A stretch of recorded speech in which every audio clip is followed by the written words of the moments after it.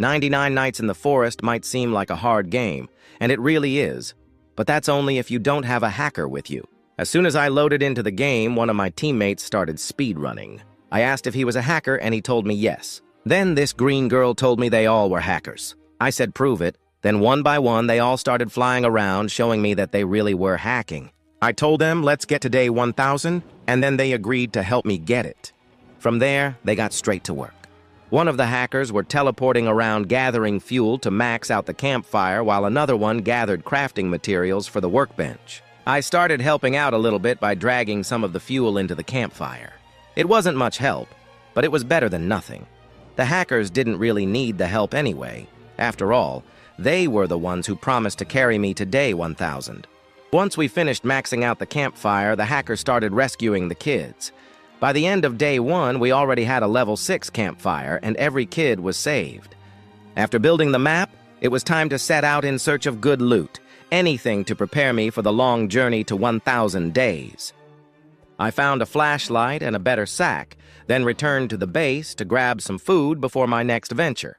But when I got back, one of the hackers had a huge pile of loot waiting for me. I dug through it, grabbed what I needed, and headed out again. I spent much more time outside the base this time, wandering from chest to chest, opening each one in hopes of finding the supplies I needed to be fully prepared. Then one of the hackers came to me with a gift. He had brought me the strongest weapon in the game, the Morning Star. Later on, this weapon would be really useful against the Frog King.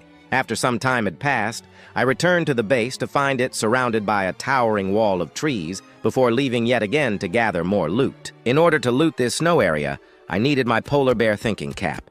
The recipe called for 2 polar bear pelts, which meant only one thing: it was time to hunt. And after getting a pelt on my first try, I only needed one more, which wouldn't be hard to get.